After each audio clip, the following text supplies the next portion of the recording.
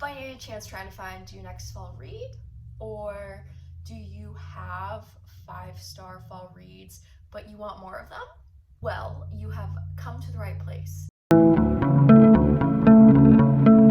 am doing something today for a video that I have never done before, which is giving you guys book recommendations. Now, these books I have not given all 5 stars, but I've given pretty close to 5 stars, so between a 4 and a 5 star. I figured it would be great to do this because it is spooky season and I have a few books that are spooky related or mysteries and would just love to recommend them. I have some not so spooky books and then some spooky books. To be honest, I didn't divide them by not spooky versus spooky. I'm just gonna start off with the books that I actually have physical copies of, and then I will jump into the books where I don't have physical copies of. So the first book, it's not spooky, it is The Inheritance Games by Jennifer Lynn Barnes. Honestly, this is not spooky. It's not even really mystery, but it is kind of figuring out clues and it's like a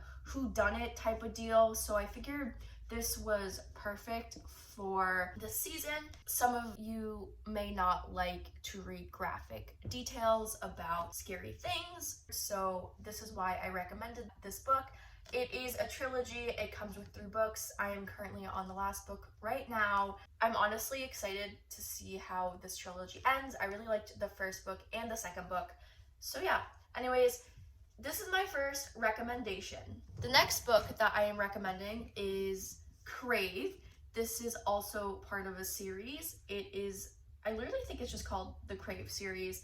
It's by Tracy Wolff. She is one of my favorite authors. I read the majority of this series back in 2022, and it was by far one of my favorite series. The reason why I like this book and am recommending it to other people is because I really enjoy watching Twilight. It's honestly one of my comfort movies, and when I was digging around trying to find books to read, I just so happened to type into Google books that are like Twilight, and this came up. This has all different groups of people, from vampires to gargoyles. It's actually insane the amount of fantasy-like characters that are in this book. I will have to say, even though this book is pretty thick, all of them are pretty thick, they have really short chapters, which honestly probably helped me get through these books so fast too, which is another thing that I really liked. To be honest, books like this intimidate me because the length they're just so long, but the short chapters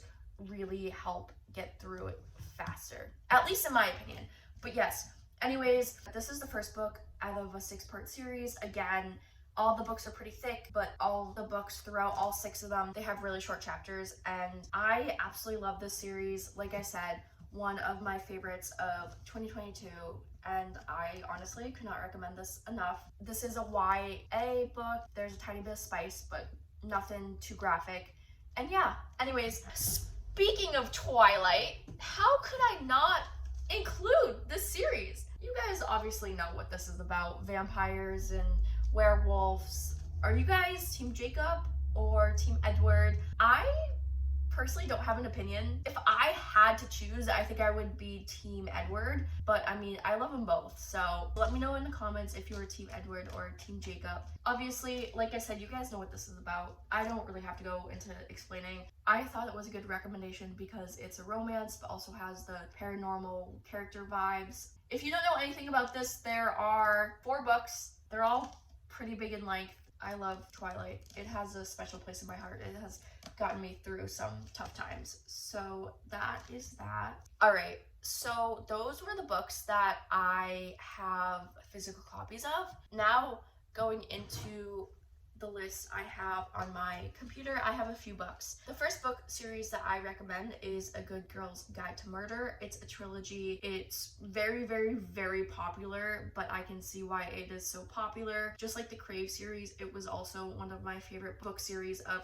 2022, and everything that the author Holly Jackson has written ever since has been at least a 4 or 5-star read for me. I love her. She's great. She keeps you guessing. I love all of her characters. There's a lot of plot twists, and A Good Girl's Guide to Murder is also YA, so it's not too spicy. But yeah, I absolutely love it.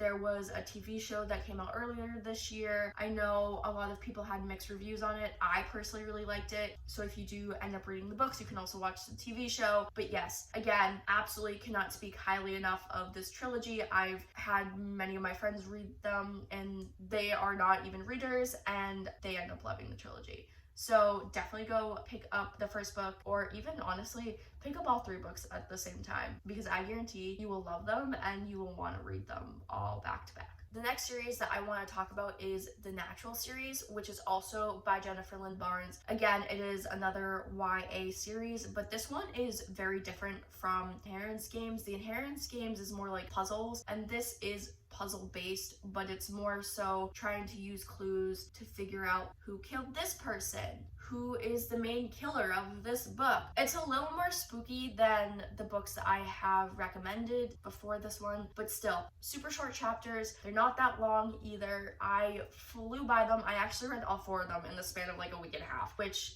I've never read that many books in the span of a week and a half. So that really tells you just how easy they are to read and how much I enjoyed them. And yeah, like I said, there are 4 books. They're all great. I absolutely love all the characters. There's a little bit of romance in them, but not too much. And I honestly think that The Naturals is just a great series. Anyways, the next book that I am recommending is The Silent Patient. I picked this book up about a year and a half ago and only got like 50% done. To be honest, I don't know why I didn't finish it. It's not like I didn't like it or anything. I just decided not to finish it. I heard great things about it and I knew that eventually I wanted to read it again at some point, which I did about a month or 2 ago, and I absolutely devoured it.